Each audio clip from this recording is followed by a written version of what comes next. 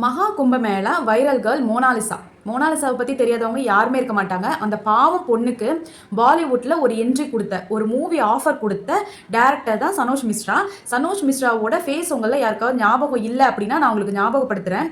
இந்த வைரலான மோனாலிசாவை கேரளாவில் இருக்கிற இன்டர்நேஷ்னல் ஜுவல்லரியான செம்மனூர் ஜுவல்லரியோட இனாகிரேஷன் ஃபங்க்ஷனுக்கு இன்வைட் பண்ணியிருந்தாங்க. அப்போது மோனாலிசா பக்கத்திலேயே கோட்டு போட்டுக்கிட்டு நின்று மைக்கில் பேசிட்டு இருப்பாரு. அந்த மகான் தான் சனோஜ் மிஸ்ரா. அது மட்டும் இல்லாமல் ஏரோப்ளைனில் தன்னோட அப்பா அம்மாவை விட ரொம்ப கேரிங்காக அக்கறையாக பார்த்து பார்த்து பக்கத்துலேயே உட்காந்துக்கிட்டு ஃபோட்டோ எடுத்து அதை சோஷியல் மீடியாவில் ஷேர் பண்ண ஒரு ஜென்டில்மேன்.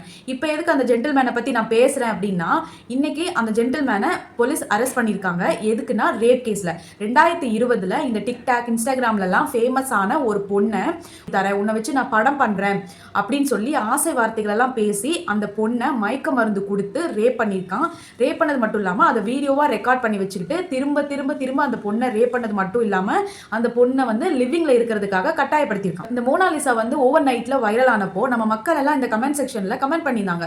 நிறைய பேர் கமெண்ட் பண்ணியிருந்தாங்க, இந்த மாதிரி சினிமா இண்டஸ்ட்ரி அப்படிங்கிறது வந்து ஒரு படுகுழி, இந்த படுகுழியில் மாட்டிக்கிட்டு வாழ்க்கையை வந்து பறி கொடுக்கறதுக்கு பேசாமல் அந்த சொந்த தொழிலான இந்த பாசிமணி வித்துக்கிட்டு போயிடலாம் அப்படின்னு சொல்லிட்டு கமெண்ட் பண்ணியிருந்தாங்க. ஆனால் அன்னைக்கு அவங்க கமெண்ட் பண்ண விஷயம் இன்னைக்கு வந்து பழிச்சிச்சுன்னே சொல்லலாம். நான் என்ன சொல்கிறேன் அப்படின்னா, இந்த பொண்ணு வந்து தப்பிச்சது அந்த பொண்ணோட ஒரு அதிர்ஷ்டம். இதுக்கப்புறமும் அந்த பொண்ணு அவங்க கூட ஓவரா மிங்கிள் ஆயிருந்துச்சு அப்படின்னா அந்த பொண்ணோட வாழ்க்கையே போயிருக்கும். அந்த பொண்ணோட வாழ்க்கையே ஒரு பெரிய கேள்விக்குறியா மாறி இருக்கும்.